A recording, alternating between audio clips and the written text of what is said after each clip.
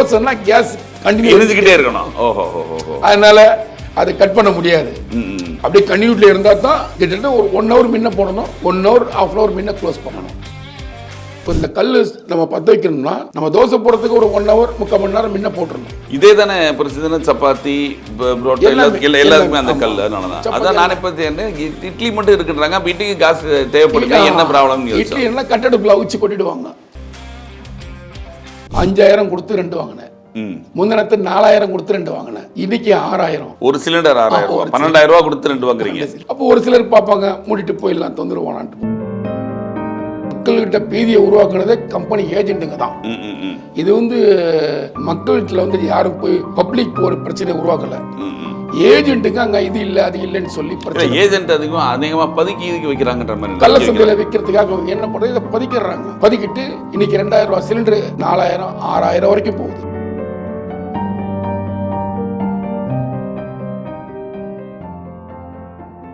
வணக்கம், இது செய்தி மலரின் நேர்காணல் நிகழ்ச்சி.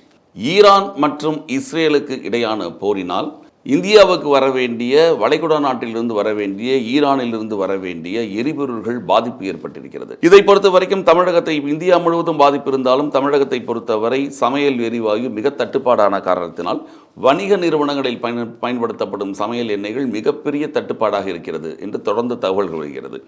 இதை தமிழகத்தில் உள்ள உணவகங்களில் கண்கூடாக நாம் பார்க்க முடிகிறது. சமையல் எரிவாயு மிகப்பெரிய பிரச்சனையாக தட்டுப்பாடாக இருப்பதால் ஒரு மிக கடினமாக வேலையை பாதிக்கப்படுகிறார்கள் என்று தகவல்கள் வருகிறது. இவற்றை பற்றி நம்மிடம் தன்னுடைய கருத்துக்களை சொல்வதற்காக சென்னையில் உள்ள ராமலிங்க விலாஸ் ஹோட்டலுடைய உரிமையாளர் இளங்கோவன் அவர்களை சந்திக்க வைக்கிறோம். வணக்கம் சார். வணக்கம். இப்போ நமக்கு பாதிப்பு உங்களுக்குலாம் ரொம்ப அதிகமாக இருக்கும். பொதுவாக எல்லா நாங்களே கண்கூட பார்த்துட்டு இருக்கோம். பெரிய ஹோட்டல்ல இருந்து சின்ன ஹோட்டல் வரைக்கும். சின்ன ஹோட்டல்லாம் பாதி இயங்கவே இல்லை.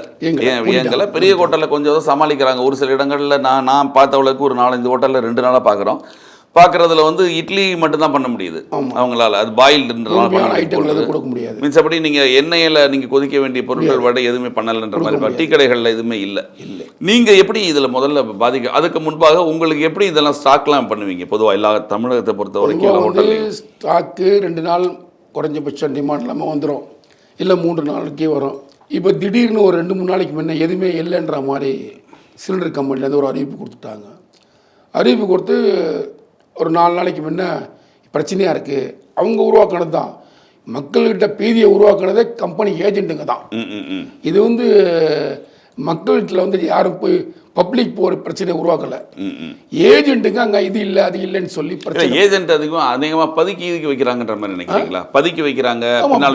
கள்ள சந்தையில் விற்கிறதுக்காக என்ன பண்ணுறது, இதை பதுக்கிடுறாங்க. பதுக்கிட்டு இன்னைக்கு 2000 ரூபாய் சிலிண்டர் 4000 6000 வரைக்கும் போகுது. இப்போ நீங்கள் இப்போ ரெகுலராக வாங்கக்கூடிய சிலிண்டரோட ரேட் என்ன? 2100 ரூபாய். 2100 சில்லறம். இன்னைக்கு ரேட்டு 6000 ரூபாய். இன்னைக்கு 5000 ரூபாய். இன்னைக்கு ரேட் மார்க்கெட் ரேட். அப்போ அவங்க கள்ள மார்க்கெட்டில் பதுக்கி வெளியில் வைக்கிறாங்க.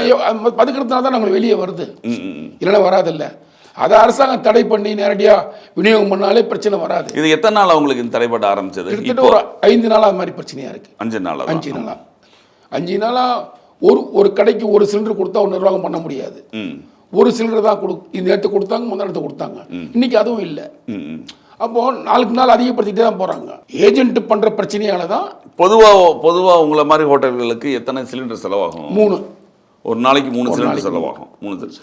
இப்போ நீங்க ஒரு சிலிண்டரை வச்சு இந்த 3 சிலிண்டருக்குரிய வேலைகளை சமாளிக்கணும். இது சமாளிக்க முடியாது. அதனால எங்கேயாவது பிளாக்ல போய் எங்கேயா தெரிஞ்சு ஏதோ 1-2 வாங்கி போட்டோம்னா 6000. நேற்று 5000 கொடுத்து 2 வாங்கினேன்.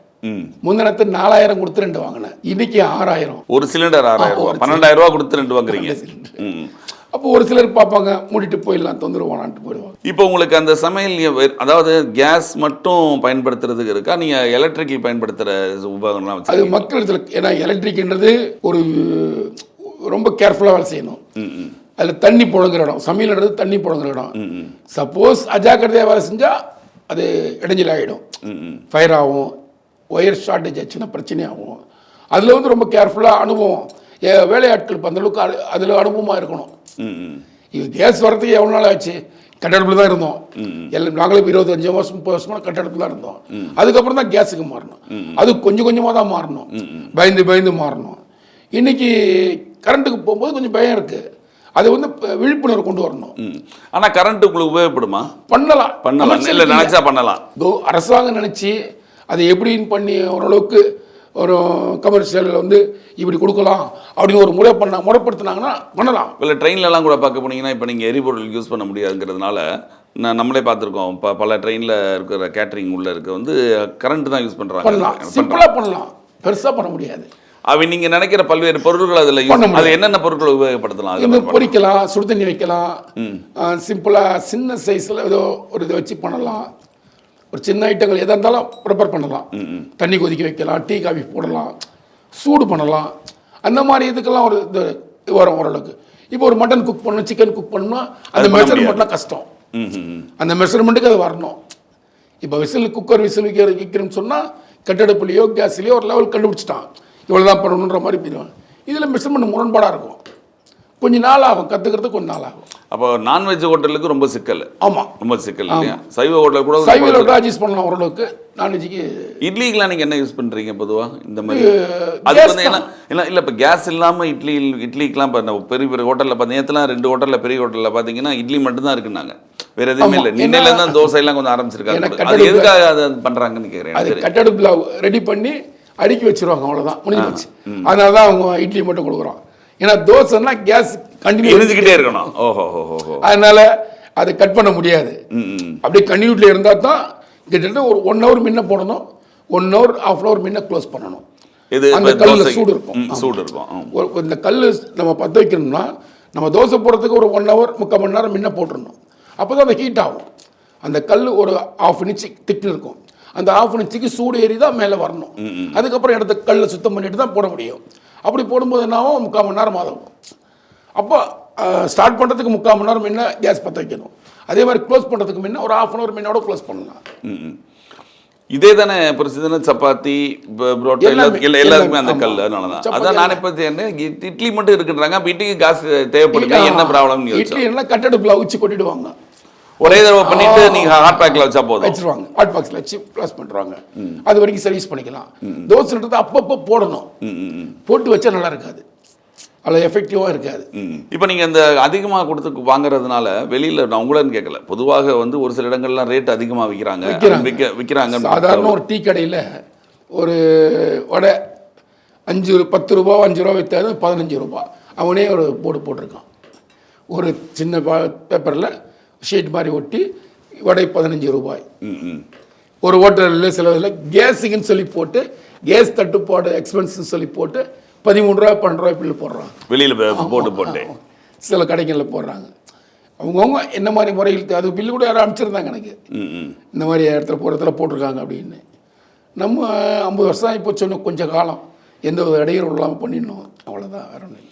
இப்போ உங்களை பொறுத்த வரைக்கும் இப்போ நீங்கள் பல இடங்களில் வாங்குறீங்க, அவங்ககிட்ட கேட்குறீங்களா ஏன் இந்த மாதிரி? ஏதாவது இப்போ கவர்மெண்ட் சொல்லுது இந்தியன் ஆயில் கார்பரேஷன் இது வந்து ஐந்து ஒரு இது ஸ்டேட்மெண்ட்டை விட்டுருக்காங்க, இதெல்லாம் ரொம்ப தட்டுப்பாடு கிடையாது, நீங்கள் தேவையில்லாமல் நிறைய இது பண்ணுறீங்க, இது பெட்ரோலுக்கும் டீசலுக்கும் சேர்த்து கேஸ் சிஎன்ஜிக்கும் சேர்த்து இதுக்கும் சேர்த்தே சொல்லியிருக்காங்க. ஒரு 10 நாளில் குறையும்னு மினிஸ்டர் சொல்லியிருக்காங்க. ஆனால் இந்த ஒரு பற்றாக்குறை ஏற்படுத்திங்கன்னு கேட்குறீங்க, அவங்க என்ன சொல்கிறாங்க? எனக்கு அங்கேருந்து வரலன்னு சொல்கிறாங்களோ? இப்போயும் ஏஜென்ட்டுங்களை நீங்கள் நேராக கேட்டிங்கன்னா இன்னும் 1 மாதம் ஆகும் தான் சொல்லுவாங்க, கன்ஃபார்மாக சொல்கிறாங்க. எப்படி சொல்கிறாங்கன்னா அங்கேருந்து வந்து லோடிங் அன்லோடிங் ஆகி மறுபடியும் திருப்பி லோடிங் ஆகி அப்புறம் திருப்பி ஹெட் ஆஃபீஸுக்கு வந்து ஹெட் ஆஃபீஸ் வந்து பிரிக்கிறதுக்கு எப்படி 15 நாள் 20 நாள் ஆகும். அவங்க கொடுக்குற வாக்குமூலம் தான், நம்மளா எதுவும் தெரியும், நம்ம கேஸை பற்றி நமக்கு ஒன்றும் தெரியாது. அவங்க கொடுக்குற ஃபில்லிங் வந்து வரதுக்கு 20 days மினிமம் 20 days ஆகுன்றாங்க. ஆனால் கவர்மெண்ட்டில் சொல்கிறாங்க இருக்குது, ஃபில்லிங் ஆகுது, போயிட்டு தான் இருக்குன்றாங்க. அப்போ ஏன் ஏஜென்ட்டுகளை கண்ட்ரோல் பண்ணலாமே? இந்த ஏஜென்ட்டுகள் எல்லாமே அவங்களோட கண்ட்ரோலில் கீழே இருக்காங்களா? அவங்க கண்ட்ரோலில் தான் இருக்காங்க. இப்போ போன வாரம் ஃபஸ்ட்டு அறிவிப்பு கொடுக்கும்போது எங்களை கூப்பிட்டு சொல்லிட்டாங்க, சிலிண்டர் தட்டுப்பாடு 2 குழுக்களுக்கு 1 தான் கொடுப்போம் அப்படின்னாங்க. அதை கூட கொடுக்கல, 2 நாள் கொடுத்துட்டு குட் பண்ணிட்டாங்க. அவங்கள எதிர்பார்த்தோம்னா கடை மூடி தான் ஆகணும். இல்லை காசு போனால் பரவாயில்லன்னு சொல்லிட்டு 4000 6000 5000 கொடுத்து வாங்கணும்னா இதுல உங்களுக்கு வந்து ப்ராஃபிட்லேருந்து இழக்கிறீங்க, லாபத்திலேருந்து ப்ராஃபிட்லேருந்து லாபத்தில் ஒரு நஷ்டம் போக வேண்டியதுதான். இப்போ உங்களை மாதிரி இப்போ நீங்கள் உங்களை மாதிரி ஒரு 3, அதாவது எனக்கு தெரிஞ்சது எல்லா இடத்துலையும் இருக்கிறது ஒரு 3% ஹோட்டலில் ஒரு விதமான ஹோட்டல். ஒன்று நம்ம தள்ளுவண்டி கடைகள் இருக்கக்கூடிய சாலையோர கடைகள் இருக்குது, அதுக்கு அடுத்த மேல் ரேஞ்சு, அதுக்கப்புறம் அந்த ரொம்ப பெரிய லெவல் கேட்டகரி ஸ்டார் கேட்டகரிக்கு அடுத்தது இப்போ நம்ம வெஜ்ஜிலேயே சுமன் கீதம், ஏ டு பி, சரவணபவன் அந்த மாதிரி ஒன்று, அதற்கு மேலே ஸ்டார் ஹோட்டல். அவங்களுக்கு பாதிப்பு எப்படி இருக்குன்னு தெரியல, ஆனால் பாதிப்பு இருக்கும், அவங்களுக்கு இருக்கும் பாதிப்பு இருக்கும், பாதிப்பு இல்லாமல் இருக்காது. இப்போ நம்மளாவது கொஞ்சம் கட்டடம் போட்டு எரிச்சோம்னா புகை வந்தால் கூட அதுதான் கேட்குறேன். அவங்களுக்கு அந்த வாய்ப்பு கூட இருக்காது. எலக்ட்ரிசிட்டி ஒன்றா யூஸ் பண்ணலாம், அதில் எவ்வளோ பேருக்கு யூஸ் பண்ணுவோம். நிறைய கிராமத்து கடைகள்லாம் இன்னைக்கு உங்களுக்கு இதில் வந்து விறகுல வச்சு புகையாக வரும், ஆனால் அதை அவங்க சமாளிக்க முடியாது. உங்களை மாதிரி ஹோட்டலில் என்ன பண்ணுறீங்க, உங்களுக்கு அந்த மாதிரி ஃபெசிலிட்டி இருக்கா? நிச்சயமா ஒரு காலத்தில் அந்த மாதிரி இருந்துச்சு. ஒரே புகையாக இருக்கும். ஒரு 4 to 5 காலையில் வந்து 6 to 7 கடை ஃபுல்லாக புகையாக இருக்கும். இந்த கறி போடுவோம், கறி போட்டு கொட்டங்குச்சி வச்சு எரிய வச்சு அதுக்கப்புறம் கறி பேக் பண்ணி கல் போடணும். அதுக்கப்புறம் அதே மாதிரி 1 மணி நேரம் 3/4 மணி நேரம் ஆகும். அப்போது அந்த புகை வந்து கடை ஃபுல்லாக போன ஒரு 6 மாதத்துக்குலாம் பிளாக் ஆகிடும் கடை ஃபுல்லாக. பழைய கால ஹோட்டல்லாம் பார்த்துருக்கோம், கருப்பிடிச்சிருக்கோம். ஆமாம், ஃபுல்லாக கடை ஃபுல்லாக பார்த்தீங்கன்னா பிளாக்காக இருக்கும். அவன் அப்போ தான் போயிட்டு வாஷ் பண்ணியிருப்பாங்க. 3 மாதம் 6 மாதத்துல தான் மறுபடியும் பிளாக்காக இருக்கும். அந்த மாதிரி இது வந்து பார்க்குறதுக்கு ஒரு பழைய கடை மாதிரி நீ ஒயிட் வாஷ் பண்ணலான்ருவாங்க. அது மாதிரி புகை சூடுனால இது. ரெண்டாவது அந்த புகையை சுவாசிக்கும் போது லங்ஸில் ப்ராப்ளம் டெஃபினட்டாக வரும். ஒரு சின்ன இப்போ திடீர்னு இந்த தட்டுப்பாடுனா அதுக்கு நம்ம போக முடியாது, அதுக்கு போகிறதுக்கான கஷ்டம். எல்லாரும் போக மாட்டாங்க. எல்லாரும் என்ன பண்ணுவாங்க, பயந்து ஒதுங்குவான். இன்னைக்கு கூட ஒரு 2 பேர் சமையல் மாஸ்டர் விளம்பரம் கொடுத்துருக்கான். ஒரு ஓனர் சொல்கிறாரு, எப்போ கட்டடப்பு வந்து சமைப்பானு, எவ்வளோ நல்லா கேஸ் சமைட்டு இப்போ கட்டடப்பு நான் எப்படி போவோம், எனக்கு என்ன தெரியுன்றான். ஒரு பாஸ்போர்ட் காரணம் கொண்டு நீ கட்டடப்பில் பாஸ்போர்ட் பண்ண புரியாதுல்ல சார், நான் கட்டையை தள்ளவுனா நான் ரைஸ் அடிப்பேனா அப்படின்றான். ஒரு காமெடியாக போட்டிருக்காங்க. பட்டு இதுக்கு சாத்தியம் இல்லை. இன்னும் மக்களிடத்தில் விழிப்புணர்வு ஏற்படுத்தி கரண்ட்டில் கொண்டு வரன்ற ஸ்கீம் கொண்டு வந்தாங்கன்னா நல்லாயிருக்கும். ஆனால் இது உடனடியாக இப்போ செய்ய முடியாது. இதை யோசிச்சுட்டு இனிமேல் செய்யணும். இனிமேல் தான் யோசிச்சு பண்ணணும். இதுக்கு எல்லாத்துக்கும் உங்கள்கிட்ட பேச சங்கங்கள் இதெல்லாம் இருக்கா? உங்களுக்கு ஹோட்டல் சங்கங்கள் வச்சுருக்கோம் இல்லை? ஏன்னா 3 விதமான எல்லாரும் ஒரு இதில் இருக்காங்களா நமக்கு தெரியல. இல்லை தனித்தனியாக சாலையோர இவர்கள் சங்கம் இந்த மாதிரிலாம் பிரிஞ்சிருக்கு இல்லையா, உணவகங்கள் சங்கம் அந்த மாதிரி உங்களோட ஹோட்டல் சங்கம் இந்த மாதிரிலாம் இருக்குது. அவங்க எதுவும் முன்னெடுக்கிறாங்களா இந்த பிரச்சனைக்கெலாம்? எதுவும் அவங்க எதுவும் ஸ்டெப் எடுக்கிற மாதிரி தெரியல. அறிக்கை வந்து அரசாங்கத்துக்கு கொடுத்துருக்காங்க. பட் அதெல்லாம் ஸ்டெப் எடுத்து அவங்க போய் என்ன பேசியிருக்காங்க, இல்லை மீட்டிங் உட்காந்துருக்காங்களா, சீட்டிங் உட்காந்து பேசியிருக்காங்களா அப்படி அவங்க என்ன சொன்னாங்க, இதுவரைக்கும் வெளியே வரல. இல்லை அந்த தகவல் உங்களுக்கு தெரிஞ்சாதானே நீங்கள் கொஞ்சம் அலர்ட் ஆக முடியும். அடுத்து எத்தனை நாளைக்கு இது முடியும் அப்படி உங்களுக்கே தெரியாதுல்ல. நிச்சயமா நீங்கள் 2 நாள் சரியாயிரும் அப்படின்னா அதற்குரிய ஒரு வேலைப்பாடுகள் பார்க்கலாம். இப்போ நம்ம டிவியில் சொல்கிறாங்க சரியா போச்சு, வந்துடும், நாளைக்கு வந்துடும், இன்னைக்கு வந்துடும், கப்பல் வந்துடுச்சு போயிடுச்சுன்னு சொல்லி டிவியில் காட்டுறாங்க. அதை நம்பிக்கை தான் போனமே தவிர மற்றபடி பிளைண்ட் தான். சங்கத்து மூலியமா எந்த கவர்மெண்ட் என்ன சொல்றதுன்னா வணிக ரீதியான இதுக்கு தான் கொஞ்சம் பிரச்சனையா இருக்கு. வீட்டு உபயோக பொருள், வீட்டு உபயோக சிலிண்டர்ல ஒன்றும் பிரச்சனை இல்லை அப்படின்ற மாதிரி சொல்றாங்க. ஃபர்ஸ்ட் அவங்க சொன்னது வணிகத்துக்கு எந்த பிரச்சனையும் இல்லைன்னு தான் ஃபர்ஸ்ட் சொன்னாங்க. ஆனால் இப்போ வணிகம் தான் சொல்றாங்க, வணிகத்துக்கு பிரச்சனைன்னு சொல்றாங்க. அப்போ நாளடைவில் என்ன சொல்லுவாங்கன்னு யாருக்கு தெரியாது. ஏன்னா வீட்டில் அதாவது அவுட்டரில் இல்லை எந்த இடமும் ஹோட்டல் தொழில்ன்றது முக்கியமான விஷயம். வெளியூரில் வந்துட்டு போகிறவங்களுக்குன்னு கூட இப்போ சென்னையில் வந்து பல பேர் வெளியூருக்கு தங்கியிருக்காங்க. அங்கேருந்து வந்து இது ஒரு ஹோம் வீட்டிலேயே இருந்துக்கிறவங்களுக்கு இது ஒன்றும் வெளியில் பெருசாக தெரியாது. பெட்ரோல் நமக்கு பெட்ரோலு டீசல் மட்டும்தான் நமக்கு தெரியும் இந்த ஹோட்டல் இருக்கிறதுக்கு. ஆனால் இங்கே தங்கியிருக்கக்கூடிய பல பேருக்கு ஒரு சிக்கல் தானே, நிச்சயமா பாதிப்பு. சில பேர் ஒரு நகர திருவல்லிக்கேணி போன இடத்துல மேன்ஷன்லாம் ரொம்ப அதிகம், எல்லாம் வெளியில இருந்து சாப்பிட்றது தான். மேக்சிமம் எல்லாருமே ரோடு சாலையோர கடையில் சாப்பிட்டு போகிறவங்க நிறைய பேர் இருக்காங்க இல்லையா? ஆமாம், அவங்க அந்த கடையெல்லாம் இப்போ இல்லை. இன்னைக்கு மூடிட்டா, நேற்று மூடிட்டா, மேக்சிமம் கடைகள் க்ளோஸ் பண்ணிட்டாங்க. இப்போ ஒரு இருக்கிற கடையில் மொத்த ஜனமும் ஒரே இடத்துல போய் விடும். அப்போ உன்னால முடிஞ்ச வரைக்கும் அவன் கொடுக்க போறான், அவனும் க்ளோஸ் பண்ணி தான் ஆகணும். இப்போ நானே 3 மணி நேரம் முன்ன க்ளோஸ் பண்ணிடுறேன். உங்களோட டைம்லாம் இப்போ ரெகுலர் டைம் மிட் நைட் வரைக்கும் எனக்கு டைமிங் இருக்கு.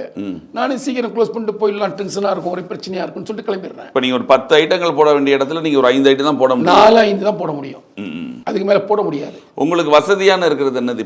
இப்போதைக்கு தப்பிச்சுக்கலாம்டா அப்படின்றதுக்கு கட்டடுப்பு தான்.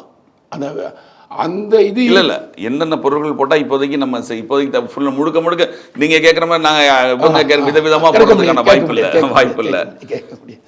தோசை போட முடியாது. அதே மாதிரி இந்த பொரிக்கிற ஐட்டம், இந்த பூரிலாம் சிக்கல் பூரி போட முடியாது, தோசை போட முடியாது, புரோட்டா அந்த மாதிரி ஐட்டங்கள் வந்து கொஞ்சம் கஷ்டம். ஏன்னா கண்டினியூ கேஸ் இருந்துக்கிட்டே இருக்கணும். அது பதம் கல் இருந்துகிட்டே இருந்தால் போட்டே இருக்க முடியும்.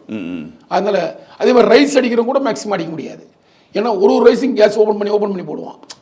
எந்த ரைஸ்? வெஜ் ரைஸ் அந்த இந்த மாதிரி ரைஸ், சிக்கன் ரைஸ், வெஜ். மீல்ஸுக்கு பிரச்சனை கிடையாது. மீல்ஸ் கொஞ்சம் அது பிரச்சனை இல்லை, கட்டடுப்பில் சமைச்சு கொண்டு வந்து வச்சு சர்வீஸ் பண்ணிடலாம். அது மொத்தத்துக்கு ஒரு எடுக்கிறதுனால அது அவ்வளோதான். நான் கேட்டேன், என்னது ஹோட்டல் எனக்கு புரியல. காலையில் இட்லி மட்டும் தான் இருக்குன்றீங்க, வேறு எதுவுமே இல்லைன்றீங்க. மதியம் மீல்ஸ் எப்படி இருக்குங்க? இப்போ நீங்கள் சொல்லி தான் தெரியுது மொத்தமாக சமைக்கிறதுனால ஓப்பனுக்கும் ஹீட் பண்ண போடலாம். பிரியாணி போடுறாங்க. அது பிரியாணி, சேஃப்டி ஆமா. மொத்தத்துக்கு. பிரியாணி, ரைத்தா, வெங்காய சட்னி அவ்வளோதான். அது கூட கண்டி கையில் கொடுத்தா அவங்க போயிடுவாங்க. இந்த பிரியாணி கடைகள்லாம் ரன் பண்ணுவாங்க. கடையில் போய் சமைச்சிடலாம், பேலன்ஸ் பண்ணிக்கலாம். மற்ற ஐட்டங்கள் பேலன்ஸ் பண்ண முடியாது. பொரிக்கிறது, தோசை, அந்த மாதிரி ரைஸ் போடுறது, தோசை, இது மாதிரி ஐட்டங்கள் போடுறோம். உங்க சக ஹோட்டல் ஊழியர்கள் இவங்க ஹோட்டல்லாம் வச்சிருக்காங்களே, அவங்ககிட்ட இதே மாதிரி விமர்சனங்கள் எதிர்பார்க்கறவங்க நிறைய பேர் கேட்டிருக்காங்க. உங்ககிட்ட பேசுறாங்க. நீங்கள் எங்கே வாங்குறீங்க, நீங்கள் எங்கே வாங்குறீங்க? அதான் ஏன்னா எல்லாம் தெரிஞ்சவங்களா தானே இருக்கீங்க. ஃபோன் பண்ணி கேட்டாங்க, நீங்கள் எங்கே வாங்குனீங்கன்னு. ஒருத்தர் கொண்டாந்து கொடுக்குறாங்கப்பா, இங்கே இந்த குளத்தூர் கொடுங்க, இவர் எங்கே கிடைக்குதோ 4 ரூபா 5 ரூபான்றாங்க, கொடுத்து வாங்கிட்டு வர்றேன், அவ்வளோதான். இப்போ அரசாங்கம் சொல்றது நீங்க நம்புறீங்களா? கண்டிப்பா அது தீந்துரும் அப்படின்னு அவங்க அது சொல்றது உங்களுக்கு புரியுதா? என்ன நேற்று சொல்லும்போது சொல்லியிருந்தாரு மினிஸ்டர், சொன்ன 10 நாளைக்குள்ள சரியாகும் சொல்லியிருந்தாரு. ஏஜென்ட் சொல்கிறதுக்கும் அரசாங்கம் வெளியிற அறிக்கைக்கும் கொஞ்சம் வித்தியாசமாக இருக்கு இல்லையா? சரி, பார்ப்போம். கூடிய விரைவில் இந்த பிரச்சனை தீரும்னு எதிர்பார்ப்போம். ஏன்னா இந்த பிரச்சனைனால எல்லாரும் பாதிக்கு, ஹோட்டலில் தொழிலும் பாதிக்கப்படுறாங்க, மக்களும் பாதிக்கப்படுறாங்க. கூடிய சீக்கிரம் இந்த அரசாங்கம் இதை தீர்வு செய்யணும் எதிர்பார்ப்போம். சீக்கிரமாக தீர்வு கொடுத்து மக்களுக்கு கொஞ்சம் நிம்மதியை கொடுக்கணும். பசியால் வாடுற மக்களுக்கு சாப்பாடு தான் உணவு. அதை அரசாங்கம் முன்னெடுத்து செஞ்சு கொடுக்கணும். மிக்க நன்றி. நிகழ்ச்சியில் வந்து கலந்து கொண்டு தங்களுக்கு மேலான கருத்துக்களை தெரிவித்ததற்கு நன்றி.